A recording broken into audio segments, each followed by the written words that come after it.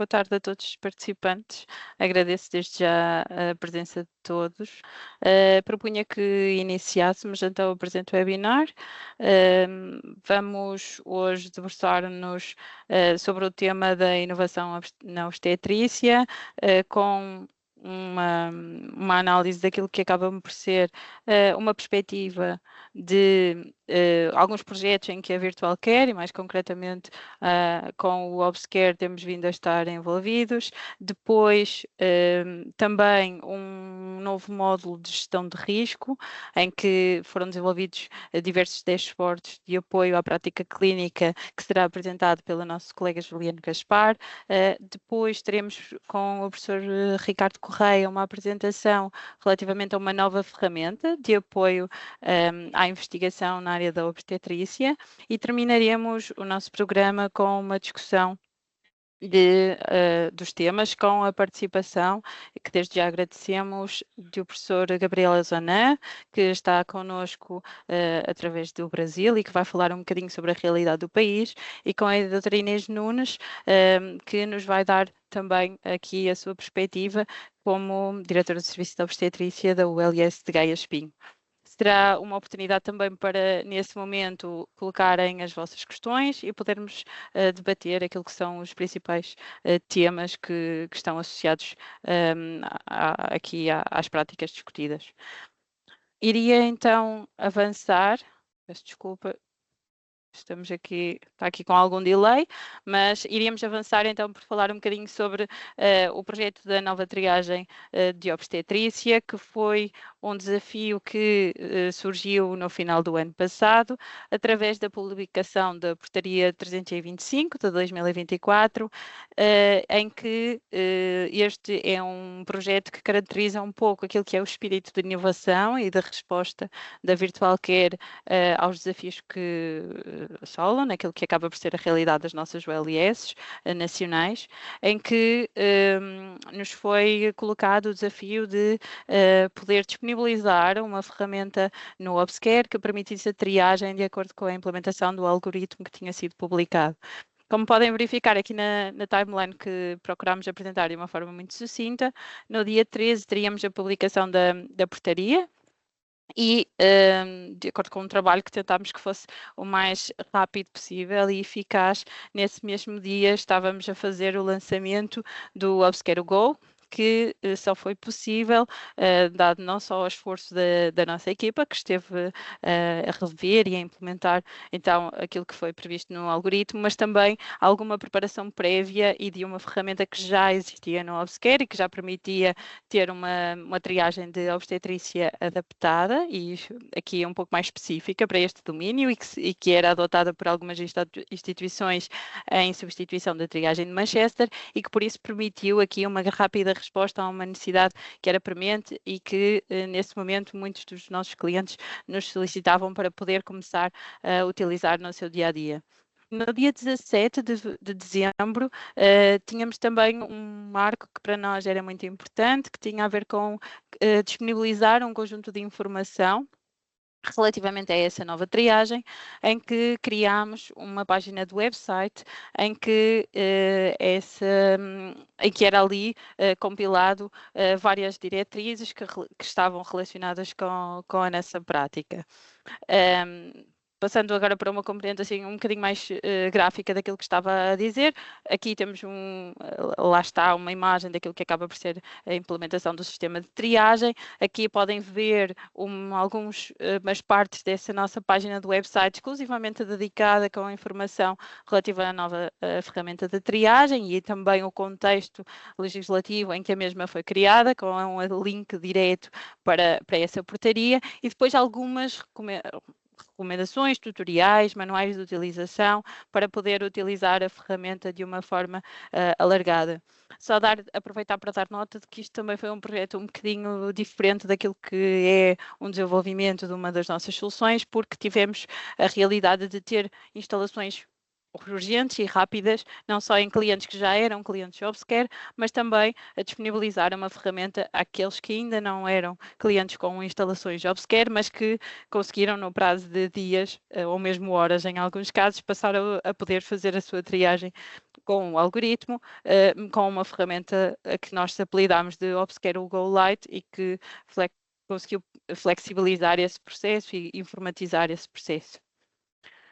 Por último, uma das questões que também tinha ali naquele fluxograma tinha a ver com um desenho de um guia para este novo sistema. Foi uma parceria que fizemos com uma das empresas com quem partilhamos alguns projetos de investigação e desenvolvimento, a Everythink, em que, com um esforço conjunto, procuramos retratar todo este percurso da grávida no acesso às urgências de ginecologia e obstetrícia e que, para além de ser disponibilizado naquela página dedicada do nosso website, foi também muito útil para ser enviado a alguns profissionais de saúde e poder ser distribuído também na sequência de dúvidas que nos eram colocadas neste sentido.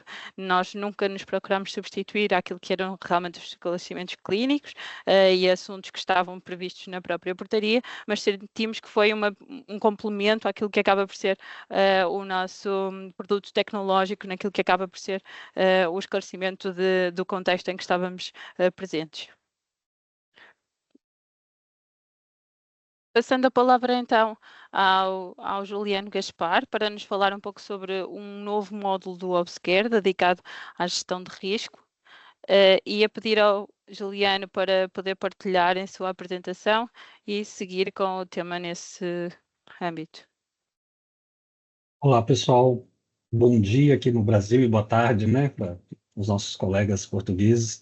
Sou o professor Juliano Gaspar, eu estou, no momento, em Belo Horizonte, aqui no Brasil, do outro lado do Atlântico, e eu queria apresentar para vocês algumas ferramentas que a gente desenvolveu nos últimos 6 meses no Obscare, que tem a ver com a gestão de risco obstétrico, né, e como que a gente pode ter um cuidado antecipado dessa gestante e prever algumas situações para que ela possa ter um acompanhamento muito mais seguro, né, na sua jornada obstétrica.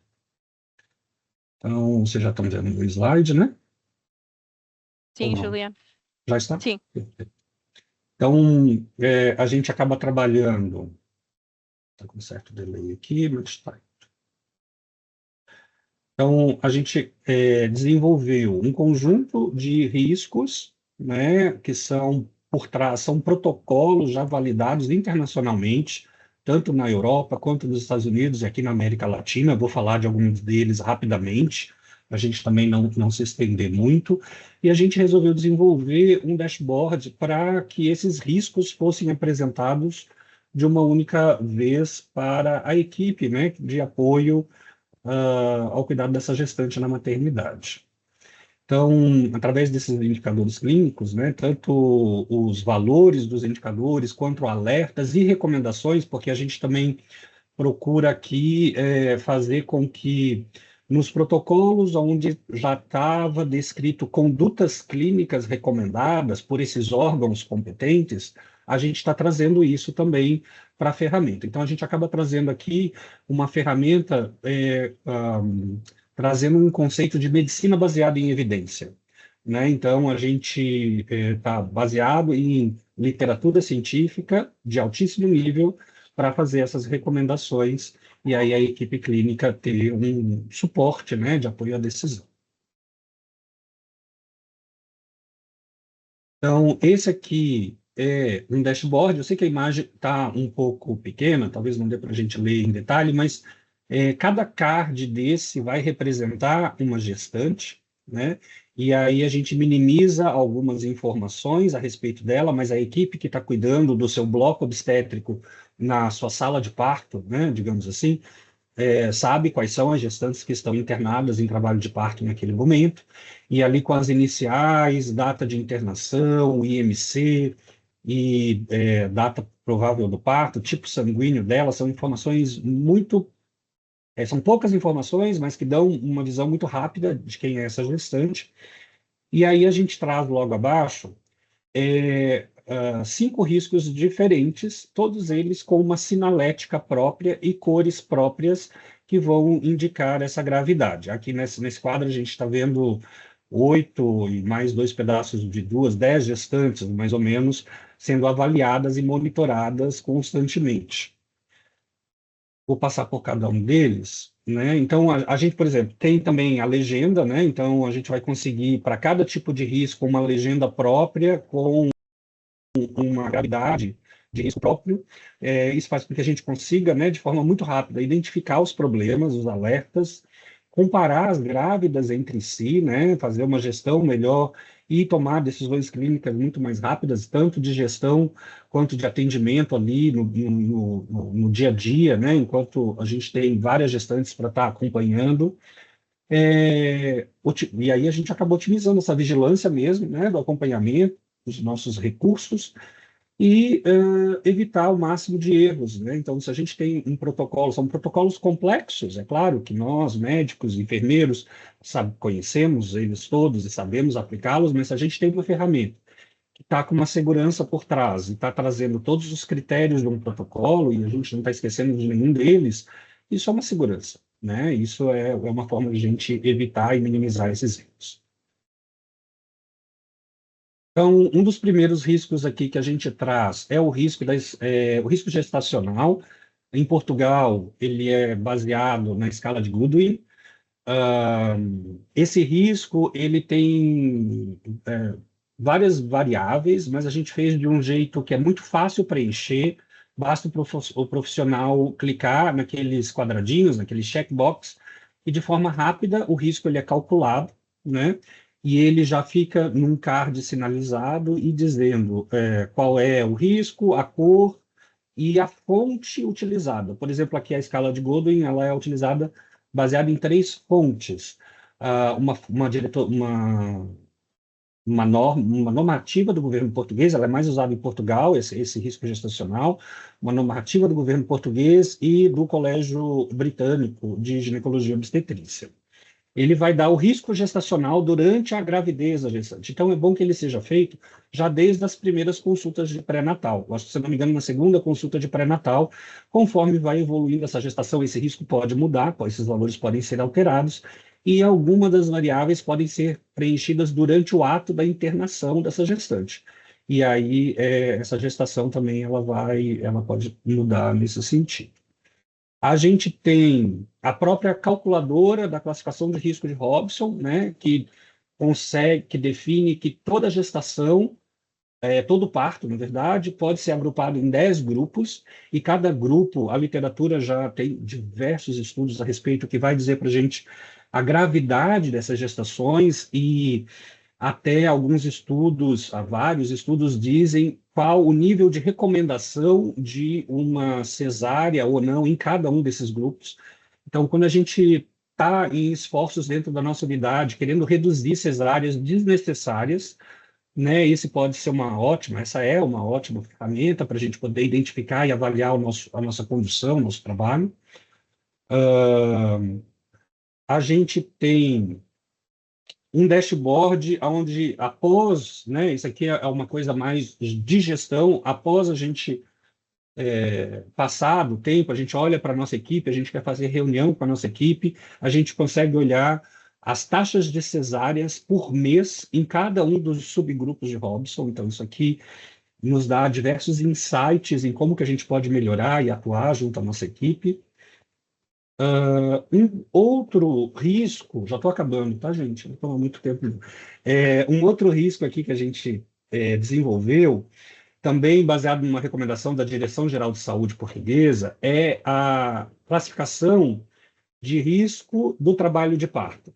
Essa classificação, ela é bem simples, ela vai dar só duas categorias. Se o trabalho de parto, ele é um trabalho de parto em condições normais, se não me engano é esse o nome que a gente tem ali, ou se é um parto que precisa de uma vigilância acrescida, né? Então, um parto com um risco um pouco maior.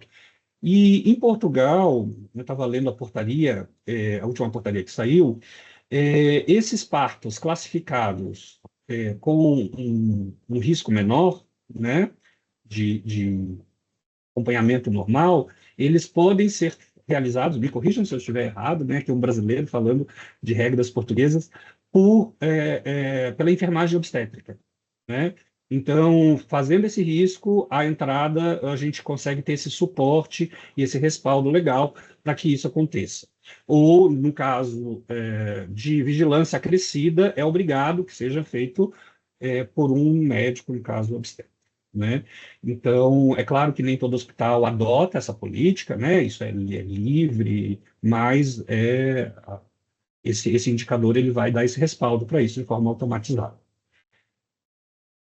Um outro risco que nós já tínhamos no Obscare, né, e já faz alguns anos que ele estava implementado, a gente só deu uma repaginada na interface dele para ficar igual aos outros, que é o risco tromboembólico pós-parto. Então, né, a gente sabe que nossas gestantes elas podem so sofrer um quadro de tromboembolismo, né, e a gente tem protocolos, tanto a gente está usando aqui o do Royal College, né, que é o usado, recomendado na Europa.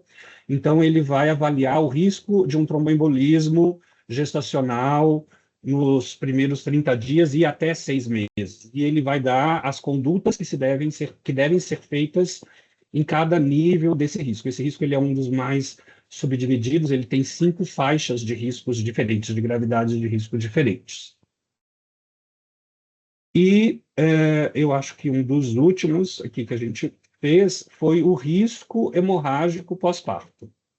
Esse risco de hemorragia pós-parto, ele foi baseado também no Colégio Europeu, no Colégio Inglês, né, no Royal College de Obstetrícia, no Colégio Americano e nas recomendações da OPAS, da Organização Mundial da Saúde, que é usado e recomendado em toda a América Latina, inclusive no Brasil, né? Principalmente dentro do programa Zero Mortes Maternas, né? Que já acontece aqui no Brasil já há muito tempo. Eu não vou saber precisar há quanto tempo, talvez o Gabriel depois possa nos dizer a respeito.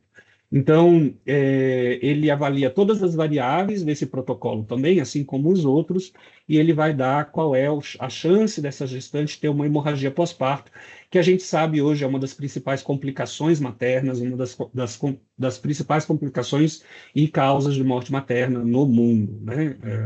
A hemorragia pós-parto. Então, a gente tem aqui uma ótima ferramenta para reduzir essa comorbidade, essa complicação. Alguns desses riscos, eles já podem ser previamente calculados usando o Obscare nas consultas de pré-natal, alguns na admissão e alguns outros ainda têm algumas outras variáveis que durante a evolução do parto podem ser alteradas e também modificam esses riscos. E aí o dashboard ele é sempre atualizado de forma automatizada, né? Então a gente tem lá um dashboard com esse resumo. Eu acho que eu falei sobre todos eles, eu espero não ter tomado muito tempo aqui para a gente poder ter esse espaço depois para uma discussão a respeito. Obrigado pela palavra, pessoal. Obrigada, Juliano. Iria passar a palavra ao professor Ricardo Correia. Muito bem. Eu vou, Cláudia, eu vou partilhar aqui o meu ecrã, mas vou partilhar o nosso site, porque Muito bem. assim já fica mais fácil. Vais Saltar para a alargar parte seguinte. o conteúdo, é isso? É isso. Antes de mais, muito boa tarde a toda a gente. Imagino que já estejam a ver os slides, não? Sim, Muito bem. estamos. Muito bem. Gostava de vos mostrar aqui uma funcionalidade nova que nós queremos promover junto de quem quer fazer investigação na área da obstetrícia, e a lógica aqui é tentar promover que, em particular, as instituições que têm dados com as nossas soluções, tanto com a Obscare, que seja fácil para quem quer fazer pesquisa, consiga fazer perguntas ao que realmente está a ser guardado no Obscare. Nós, para promovermos e, portanto, estes conteúdos, nós colocamos no nosso site. Se vocês forem ao nosso site, aqui à parte de R&D, portanto, à parte de investigação, vocês vão ter aqui uma opção que diz investigação obstetrícia, e nós vamos tentando compilar, temos uma página dinâmica, nós vamos tentando adicionar novos itens à medida que vamos tendo mais pesquisadores, mais investigadores que nos vão fazendo perguntas e que vão solicitando ajuda para a sua própria investigação. Portanto, e a ideia é que nós aqui na página, a gente começa por explicar de uma forma simplificada porque é que nós achamos que é uma boa ideia usarem os dados do Obscure para o efeito, e tem muito a ver com o facto de nós termos uma enormidade de dados estruturados, temos poucos campos em texto, vamos dizer assim, em texto livre quando comparado com outros sistemas, e já que a grande maioria dos profissionais de saúde já usa tanto do seu tempo a fazer o registro destes dados, então que sejam usados não só para a prestação de cuidados, mas também para a parte da gestão e para a parte da pesquisa. Temos no site também uma descrição da jornada da grávida, onde se consegue perceber de alguma forma que dados são guardados em cada fase. Isto é mais para dar fazer uma associação entre o momento da gravidez e que dados é que podem encontrar no Obscure. E depois, ainda dentro do site, vocês podem encontrar duas opções. Uma que mostra quantos partos estão registados em cada hospital. Por enquanto só temos aqui a lista de hospitais portugueses. Espero que em breve tenha que fazer aqui duas tabelas, uma para os hospitais também do Brasil. Mas reparem, cada coluna é um hospital diferente e, portanto, conseguem ver, por exemplo, em 2024, pronto, já é muito razoável de partos ou de gravidezes acompanhadas usando o Obscure. Portanto, alguém que queira fazer pesquisa pode olhar para aqui e perceber, ok, eu preciso de à partida 5.000 casos para fazer o meu estudo retrospectivo, quantas instituições é que eu teria que de alguma forma angariar para poder ter este número. Ok, isto serve, tem esse objetivo. Para além do número de casos, vocês também têm, e provavelmente mais interessante, as variáveis. E, portanto, se vocês clicarem naquele botão de ver variáveis, vocês vão ter aqui a lista de todas as variáveis que nós recolhemos no Obscure. Não aconselho ninguém a percorrer a lista, porque são mais de 1000 linhas, portanto não é assim uma coisa muito interessante de percorrer, uma vez são muitas páginas diferentes, mas permite, por exemplo, se eu estiver especialmente interessado em hipertensão, eu posso escrever hiper e ele filtra-me logo e mostra que campos, que variáveis é que estão, pelo menos que têm na sua descrição, no seu nome, hipertensão, e pode ser uma forma mais rápida de vocês perceberem se essa informação que gostariam de usar para fazer um estudo, se ela está presente ou não. Não só diz qual é a variável e a descrição, mas também diz em que formulário é que podem encontrar dentro do Obscure. Depois cada formulário tem tabs diferentes, tem separadores, portanto ele ajuda de alguma forma a localizar. Estas listas vocês podem exportar para Excel. Querem pegar nesta lista e colocar num documento para enviar à Comissão da Ética, para ser mais fácil fazer o pedido à Comissão da Ética, pronto, não precisam estar a transcrever, basta exportarem e a informação fica disponível, fica mais fácil de tratar. Portanto, conseguem ver aqui, tem um número de registros por hospital e tem também as variáveis que estão disponíveis.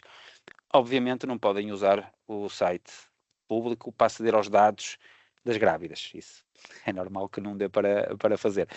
No entanto, nós queremos facilitar todo o processo para vocês pedirem depois às respectivas comissões de ética as autorizações e, inclusivamente, facilitar a comunicação com a própria informática para depois obterem os dados devidamente anonimizados de acordo com a lei atual.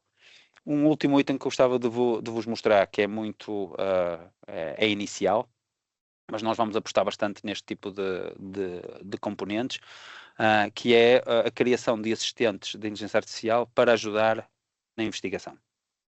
Então o que é que nós fizemos? Nós preparamos aqui, treinamos de alguma forma um destes assistentes, basta vocês clicarem aqui e basicamente vocês vão saltar para uma versão do ChatGPT que está treinada com as variáveis que tem o Obscure e com mais alguma informação, e eu posso, abrindo este assistente, fazer, por exemplo, uma pergunta inicial, que variáveis existem no obsquer específicas da obesidade materna. Imagina que era o meu tema de pesquisa era a obesidade materna. Ok, mas eu não sei que variáveis é que existem e que poderiam ser relevantes, então eu começo por fazer este tipo de pergunta. Ele, como está treinado com todas as variáveis do obsquer, ele foi selecionar aquelas que à partida seriam relevantes. Não invalida que nós, enquanto investigadores, a gente não vai verificar novamente, mas isto ajuda de alguma forma a acelerar o processo. Estão a ver? Descreve aqui uma série delas. E eu posso perguntar se existem variáveis de laboratório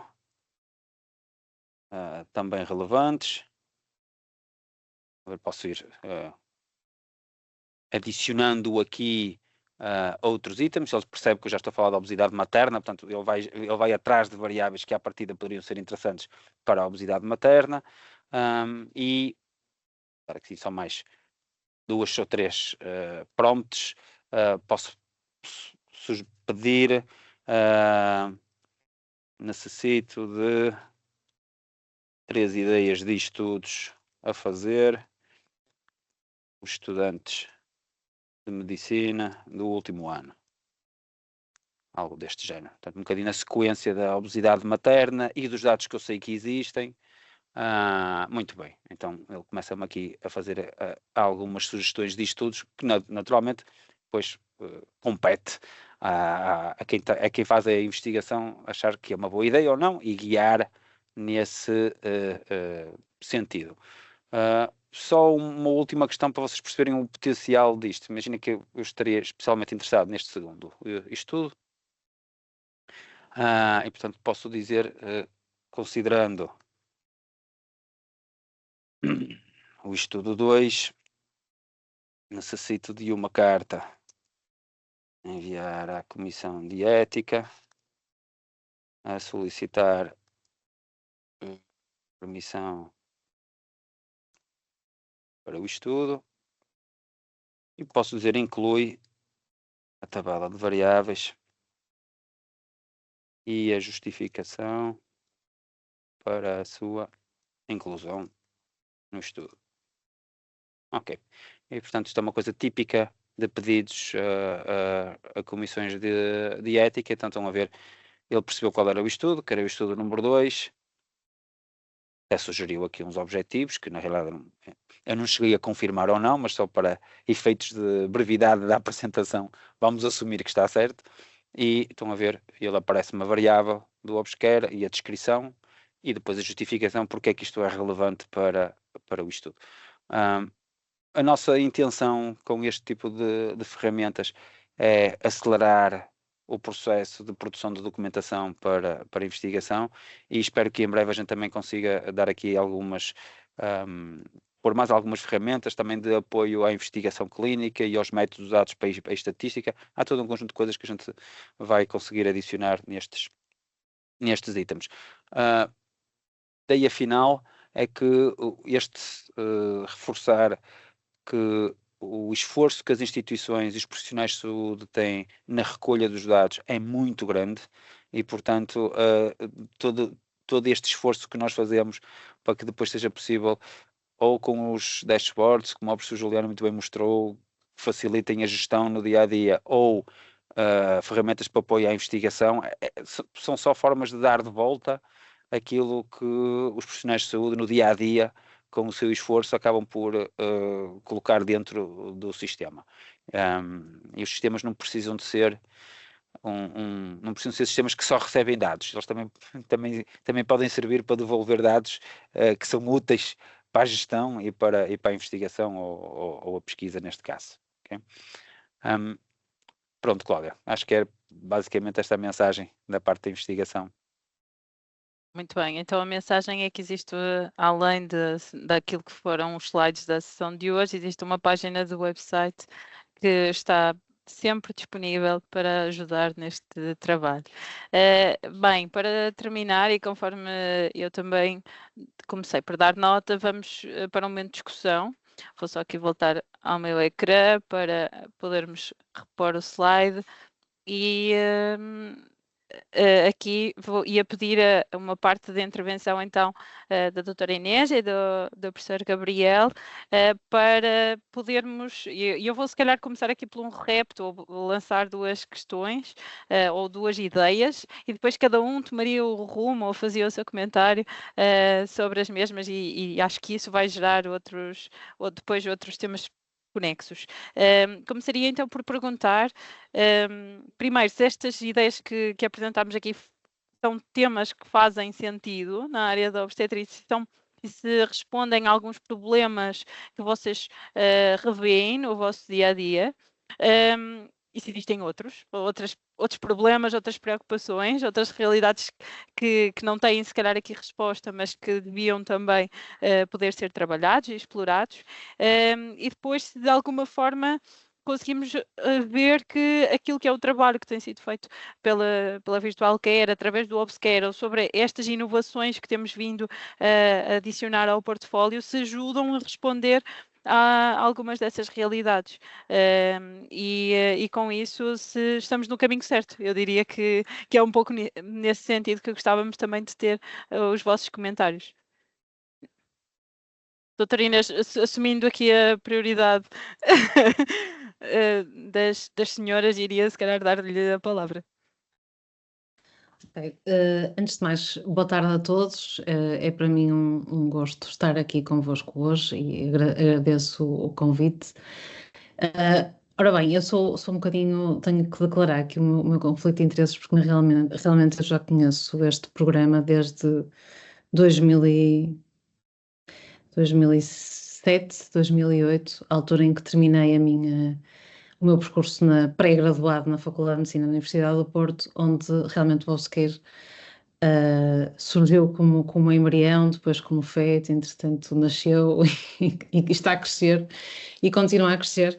E é para mim muito, muito gratificante ver este crescimento desta plataforma que de facto para nós clínicos nos tem ajudado em várias vertentes da nossa atividade, seja clínica, seja na investigação, que, como o professor Ricardo disse, de facto é uma das motivações pelas quais nós alimentamos também este programa. De facto, muito do nosso tempo, do tempo que utilizamos para fazer registros clínicos, que são muito mais fáceis, sem dúvida alguma, desde que temos esta ferramenta, permitindo que campos que eram anteriormente abertos sejam mais dirigidos e, portanto, nos ajudem a poupar imenso tempo do nosso tempo clínico e, portanto, consigamos dedicar mais tempo verdadeiramente aos doentes e a falar com os doentes. Se por um lado isso nos facilita de facto a nossa gestão clínica no dia a dia, por outro lado também é muito bom perceber que esses registros todos que nós fazemos no fim do dia ajudam-nos não só a melhorar os cuidados assistenciais, como também a realizar estudos que nos podem ajudar também a desenvolver melhores práticas no futuro. E agora estes novos desenvolvimentos, respondendo à primeira questão, realmente estes novos, mais recentes desenvolvimentos do ObsCare, por um lado, respondem a algumas necessidades que são mais recentes, nomeadamente a gestão da urgência de ginecologia e obstetrícia, aqui na realidade portuguesa, desde que saiu uma nova portaria em que tivemos que redefinir o processo da doente grávida e também agora mais recentemente da mulher com queixas ginecológicas. Portanto, esta resposta muito ágil às nossas necessidades clínicas tem sido uma característica do ObsCare ao longo destes 20 anos, mas que mais recentemente é ainda mais rápido, eu diria. Por outro lado, também a questão de agora podermos utilizar esta mesma plataforma num apoio à investigação, que é quase um coach para pessoas menos experientes na realização de investigação, não é? Para pessoas que não têm essa formação. E estou-me a lembrar, nomeadamente, de situações de hospitais que não são hospitais universitários e em que não há esse apoio tão fácil no desenvolvimento de uma metodologia de estudo. Eu acho que isso é muito importante, porque de certa forma democratiza o acesso à possibilidade de se realizar estudos clínicos. E também na vertente mais de auxílio dos próprios internos de formação específica, que também podem treinar alguns conceitos que, entretanto, vão adquirindo de metodologia de investigação. E, portanto, eu acho que isto é muito útil. Não queria também prolongar muito o meu comentário, mas eu diria, respondendo à primeira questão, sim, sem dúvida alguma, tem respondido às nossas necessidades, quer clínicas, quer de gestão, e não toquei neste aspecto, que na realidade é, desde há 3 anos, a minha maior necessidade neste momento, é também a gestão de um serviço. Portanto, eu acho que o Obscure tem, de facto, ao longo do tempo, vindo a responder de uma forma muito assertiva e cada vez mais ágil às nossas necessidades, enquanto clínicos, enquanto diretores de serviço, enquanto gestores e também enquanto investigadores clínicos. Muito obrigada, professora Inês. Iria passar a palavra ao professor Gabriel. Bem, boa tarde a todos. Meu nome é Gabriel Ozanam, eu sou professor de uma universidade brasileira, Universidade Federal de Minas Gerais. Eu não tenho nenhum conflito de interesses para estar participando dessa atividade de vocês, né? Mas já há algum tempo eu tenho tido contato com o Obscure através do professor Ricardo. O professor Ricardo é um colaborador nosso de pesquisa na universidade. Então, nós temos conversado a respeito disso, que esse modelo de sistema é um modelo que está no caminho certo, né? Porque hoje se discute muito gerenciamento de risco obstétrico como uma das principais ferramentas para se reduzir mortalidade e evento adverso, tanto materno quanto perinatal. Isso não temos dúvida nenhuma. Para vocês terem ideia da importância disso, se não me engano, 2008, 2010, foi publicado um artigo em que eles colocavam a obstetrícia como uma categoria que ela tinha semelhanças com indústrias de alto risco, ou seja, que o cuidado, a complexidade, o nível de controle teria que ser semelhante a essa. E esses níveis de indústria de alto risco nada mais eram do que a aviação, aqueles serviços de usinas nucleares, né, setor militar. Então, vocês estão vendo que é uma complexidade, uma necessidade de controle do processo muito grande. Quando vocês apresentam um sistema que ele funciona como um sistema quase que de alerta precoce e contínuo dessas pacientes, especialmente quando ele se comporta também como um sistema de apoio à decisão, né, com os protocolos definidos pelas sociedades que tem, isso tem um potencial enorme de reduzir, né, um impacto tanto na saúde das mães quanto na saúde dos seus filhos. E isso poderia ter um ganho muito grande. Para quem trabalha na urgência, se torna ainda mais determinante, porque as complicações vão ocorrer ali. Então, se você tiver um sistema que já te sinaliza que existe uma paciente com uma necessidade diferente da outra, a equipe se prepara.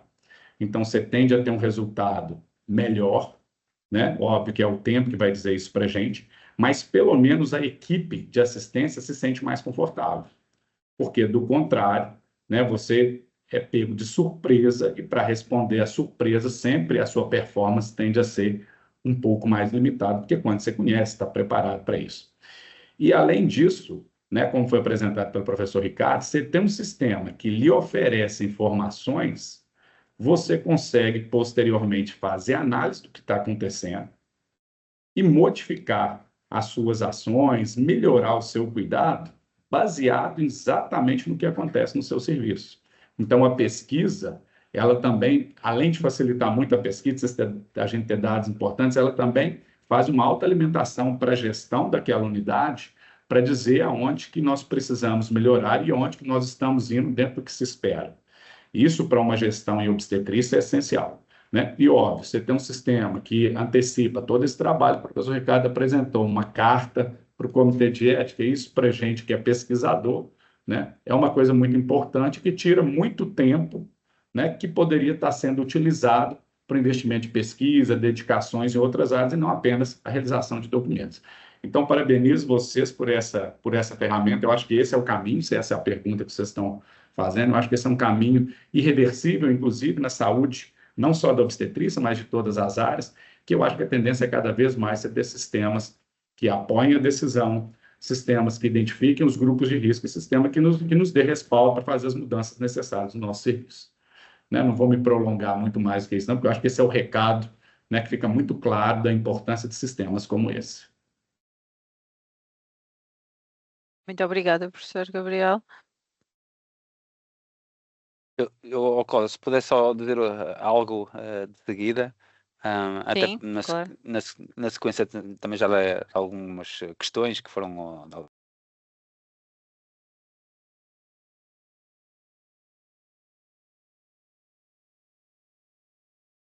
Professor Ricardo, o senhor está mutado. Exatamente, é isso. já vi. Obrigado. Problemas técnicos. Não, só para dizer que na sequência dos comentários feitos pelos meus colegas e também aqui no chat, não precisa de ser já, mas estamos muito abertos a todas as sugestões de melhoria e todas as críticas também que possam existir. Temos a clara percepção de que estas ferramentas só estão bem quando estão a mudar. Portanto, se ficam muito tempo paradas, isso normalmente é mau sinal. E, portanto, estamos muito sedentos de novas ideias para serem implementadas. E, em particular, o professor Gabriel falou em algo que me parece que é um desafio que seria interessante de nós endereçarmos nos próximos tempos, que é a capacidade de o sistema ajudar a antecipar problemas. E alguns não precisam de ser com uma grávida em particular, pode ser problemas do departamento, pode ser eu antecipar quantos partos a partir é que vou ter na próxima semana e estar preparado para isso. Portanto, e esse tipo de antecipação que não tendo nós a certeza absoluta do valor exato, mas sabendo nós uma série de coisas que podem ajudar a estimar, ajudam nomeadamente os departamentos a prepararem, sabendo se eu vou ter mais 10% ou menos 10% previsto de partes do que aquilo que é o meu normal, e eu consigo melhor gerir. E nós começamos a ter, na minha opinião, neste momento, dados suficientes nas instituições em que nós estamos para começar a dar boas estimativas destes números.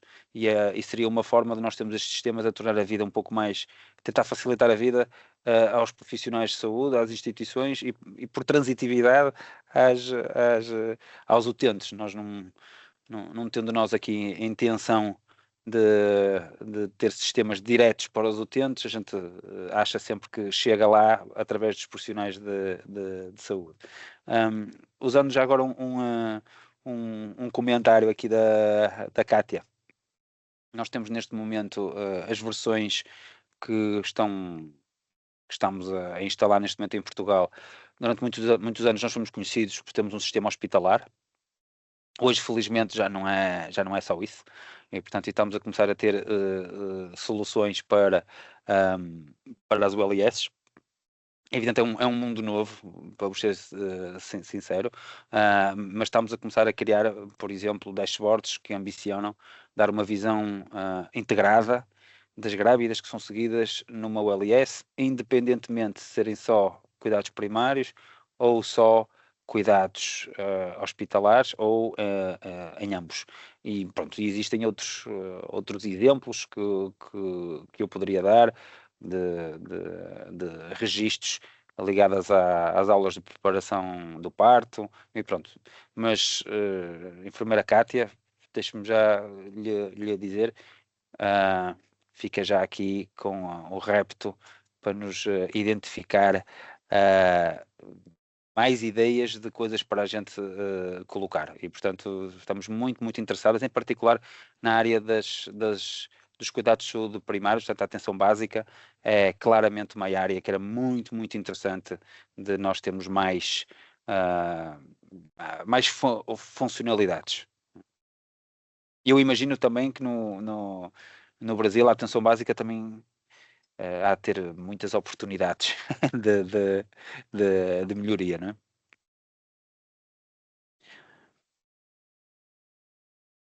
Força, Zana, força, Gabriel. Professor Ricardo, não tenho dúvida que esse sistema ele funciona tanto na urgência quanto na atenção primária. Esse sistema que você identifica o grupo de risco e que você traz para o profissional, né, vamos dizer assim, um caminho a percorrer, ele é essencial, especialmente em áreas que você não tem profissionais com as formações específicas, o que no Brasil nós chamamos de médico generalista, né? Ele faz o atendimento, mas ele não é um subespecialista. Então, para esses, os sistemas de alerta automatizados, que geram para ele, inclusive, o protocolo de cuidado, baseado em protocolos nacionais, de governo, internacionais, é isso que, em tese, esses profissionais precisam, né, de um apoio à decisão em momentos de temas que não são tão corriqueiros para eles. Então, a atenção primária no Brasil é um foco que está aberto e que precisa desse tipo de serviço, desse tipo de sistema, né? Não é só na emergência, não. Eu acho que, inclusive, começa muito na atenção primária. E o modelo é muito semelhante ao que vocês já têm, que é o quê? Identificar sinais de alerta, dar resposta para o que é preciso, ou seja, com um protocolo definido, né, de uma forma geral, e gerando também estatística para você, inclusive, modificar políticas públicas. Aqui amplia-se ainda mais, né, que é uma discussão muito mais macro-regional do que de uma única unidade.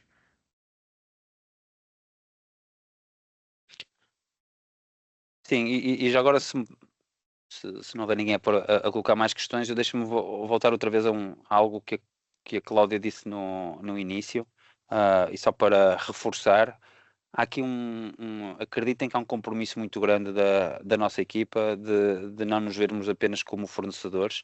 A Cláudia falava no início de nós termos sentido a necessidade, por causa das alterações que houveram em Portugal, de desenhar fluxos para que fosse fácil aos utentes e aos profissionais de saúde perceber estas mudanças que têm acontecido em Portugal, como é que agora as grávidas deveriam telefonar para onde, e depois como é que queriam chegar ao hospital, pronto. E a gente sentindo que havia aí uma falta de informação, a gente foi atrás e fizemos nós o esforço de fazer um desenho, um fluxograma e tentámos divulgar. E isto acontece, pronto, foi uma coisa pontual, mas todas as outras que vocês percebam que os profissionais de saúde ou grávidas, neste caso, há informação importante e se acharem que nós, Virtual Care, temos hipótese de ajudar nesse processo, venham ter connosco.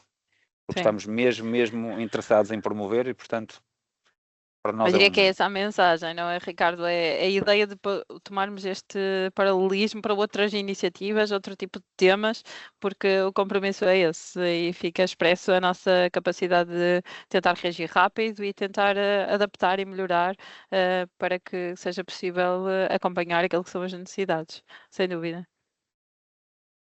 Juliano, penso Juliano. que é isso, professor Juliano. O professor Gabriel, eu fiquei de te perguntar, é claro que eu podia te perguntar isso depois em off, né? Mas acho que fica interessante aqui para todos também ouvirem. O professor atua há muitos anos no programa Zero Morte Materna aqui, né? Teve sempre muita sinergia com esse programa aqui na América Latina toda, não só no Brasil. Existem outros protocolos além desse? Eu me lembro muito, né? Eu já tive aula com o professor Gabriel falando do protocolo de risco hemorrágico obstétrico, né? Mas existem outros usados pelo programa. Esse programa ainda está ativo aqui, porque a gente também sabe que esses programas de governo, eles também, às vezes, governos não só país, mas assim, enquanto organização latino-americana, né, eles não podem ir mudando com o tempo, vão tomando outros nomes, outras forças. Ele ainda está ativo. O professor acha que a gente pode ter alguma sinergia em termos desses protocolos com o próprio programa, né? Juliana, eu atuo no programa Zero Morte Materna por Hemorragia desde 2016, tá? Foi quando ele chegou no Brasil e, coincidentemente ou não, nesse mês, ele inicia suas atividades em Minas Gerais, tá? Então, ele ainda está ativo. E, ao mesmo tempo, ele começa a modificar a sua característica, que agora ele vai lidar não só com hemorragia, mas ele vai lidar também com a hipertensão e sepsis, que são as 3 principais causas de morte no Brasil. Então, nós vamos ter também, no final desse mês, uma oficina, que vai ser uma oficina, talvez, de lançamento, aí eu não sei como é que são essas questões, né, para poder lançar essa modificação do projeto Zero Morte, né? Então, ele o que ele tenta fazer, Juliana, é criar um protocolo nacional, uma padronização de conduta, que é importante dentro de cenários de emergência, tá? E ele também tenta, de alguma forma, educar os profissionais de saúde no sentido de capacitá-los, né, para fazer uma abordagem precoce e rápida. Nesse sentido, que eu disse que é extremamente importante os sistemas que geram alerta para a gente, porque, por exemplo, sepsis é bem desafiador em obstetrícia, né? Obstetrícia é um desafio grande, a hemorragia é um desafio grande, mas você tem alguns fatores de risco bem definidos, né? Apesar de serem variáveis de acordo com a região. Mas sepsis você traz também um desafio grande do diagnóstico, porque nós temos vários sistemas disponíveis, nenhum deles é 100% até hoje, então até ter sistemas que a gente consegue automatizar, né, a nossa conduta, elas servem para provar se aquele protocolo é bom ou não, né? E também ele pode ajudar no diagnóstico. Então, quem trabalha com obstetrícia sabe como é desafiador isso. E a hipertensão da mesma forma, né? Que no Brasil é a primeira causa de morte materna, no mundo é a segunda, que perde para hemorragia, mas que, na verdade, o que você observa muitas vezes, Juliana, é uma dificuldade dentro do sistema de saúde dessa paciente ser transferida na hora correta, receber a medicação adequada, porque usualmente elas chegam, professor Ricardo, em unidades de saúde básicas que não tem o especialista.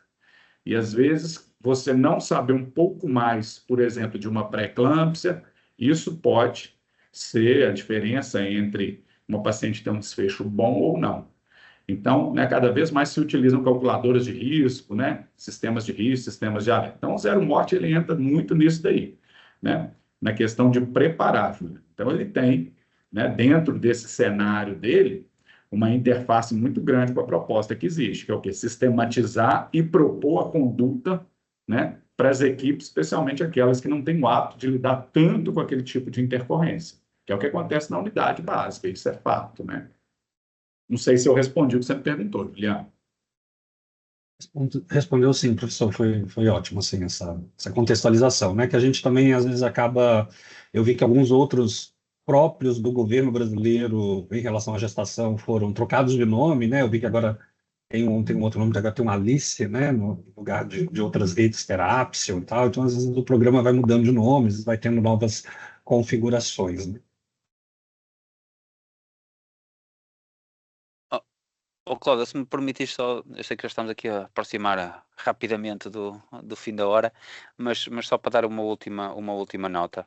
Nós temos colocado no nosso website também os vários projetos de investigação que a própria Virtual Care tem trabalhado, e em particular na área da obstetrícia.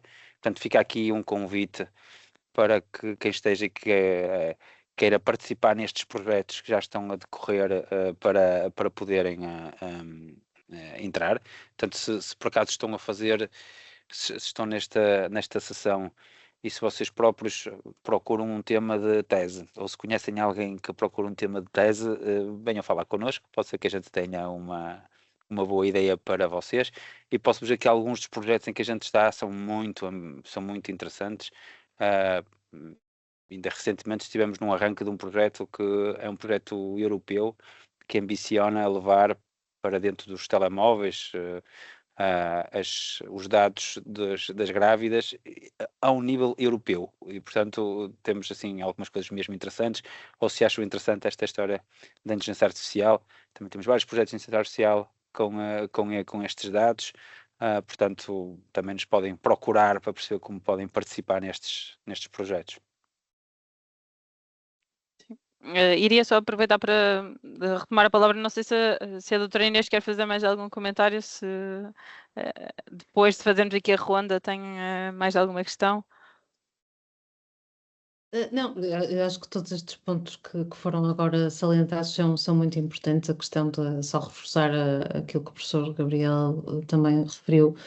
A gestão do risco é muito importante. Efetivamente, em obstetrícia, de facto, a gestão do risco, tal como o professor Gabriel disse, talvez das áreas da medicina em que esse mesmo risco modifica mais rapidamente, não é? Nós podemos ter uma mulher de baixo risco que rapidamente passa a ser de alto risco. E se nós tivermos um sistema que nos alerte nos antecipe essa passagem, essa transição de risco, certamente que os desfechos serão melhorados, quer do ponto de vista materno, quer do ponto de vista fetal. E também, se calhar, acrescentar aqui mais um aspecto, agora que o professor Ricardo falou neste projeto a nível europeu.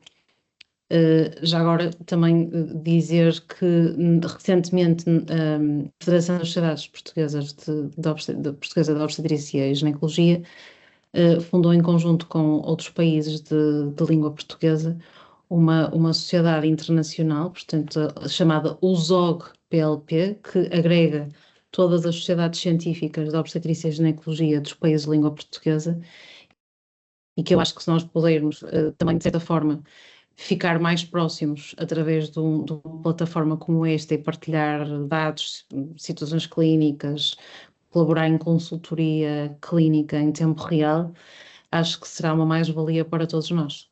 Portanto, deixava aqui também este desafio, eventualmente. É um convite / desafio / interesse para pesquisa, é isso, não é, doutora Inês? Sim. Acho não que é só muito para interessante. pesquisa, mas para gestão clínica em tempo real, consultoria, etc., gestão de casos mais difíceis, acho que podemos todos, se calhar, estando mais próximos uns dos outros através de uma plataforma como esta, também melhorar a nossa atuação clínica, não é? Nos diferentes pontos em que estamos, partilhando experiências diferentes e contribuindo para uma melhoria contínua nos locais onde estamos, não é? Inseridos. Sim, verdade. Ricardo, antes de, se calhar, eu penso que há aqui mais uma questão, mas antes disso eu queria só fazer também aqui um comentário que não sei se já ficou muito explícito, mas nós gostávamos que, se houver conhecimento de trabalhos que sejam feitos através destas nossas ferramentas, que sejam utilizadores de dados que são registados pelo Obscare, ou se de alguma forma nós conseguirmos ajudar a disseminar trabalhos que estejam relacionados com essas áreas, gostavam que nos dessem a conhecer, porque nós éramos os principais interessados em poder divulgar no nosso website, divulgar nas nossas redes, se calhar convidar esses pesquisadores ou investigadores para fazerem algumas atividades em conjunto connosco, por isso também seria interessante usarem os nossos canais, nomeadamente os contactos que disponibilizamos aqui, para nos poderem dar a nota de trabalhos que tenham sido feitos e que possam ajudar a disseminar o tema e a atualizar para algumas destas problemáticas e para algumas conclusões que ajudam também a área. O compromisso da Virtual Care também é estar ao lado daquilo que são a melhoria das práticas e por isso também fica como repto de nos manterem informados sobre isso. Sim, há aqui só mais uma última coisa, Cláudia, acho que foi para a Graça Nascimento, se não me engano, da Luz Saúde, que fez aqui uma questão das clinical pathways. Sim, isto é algo que também estamos a interessar neste momento. Ainda não temos nada para mostrar, mas sim, estamos também, faz parte do nosso roadmap. Se eu coloquei na questão, na resposta, se nos quiser deixar ficar aí o contacto, a gente pode, a posteriori, tendo a intenção que já estamos a queimar o tempo, podemos entrar em contacto consigo e conversarmos melhor sobre o que estamos a fazer, e que outras ideias é que podemos, de alguma forma, tirar partido. Eu diria que é mesmo isso. Não só é um ótimo repto para terminarmos a nossa sessão, cumprindo e tentando cumprir aquilo que foi o nosso calendário de horário, mas deixar a nota de que a nossa disponibilidade não termina por aqui, para usar os canais para partilharem sugestões, ideias de novas coisas a criar, ideias para o futuro do Obscare, e desafiarem-nos para acompanhar também aquilo que estão a fazer. Porque isso também é um dos nossos objetivos. Agradecer então a participação de todos, agradecer também aos nossos oradores e especialistas que se juntaram ao tema, e aquilo que podemos prometer é que em breve teremos novos webinars dedicados ao Obscare, com temas diferentes, com discussões diferentes, mas é nosso objetivo tornar isto uma prática periódica para podermos continuar atentos àquilo que são as novidades. Muito obrigada a todos e um resto de bom dia. Obrigada. Obrigada a todos. Boa tarde. Obrigado.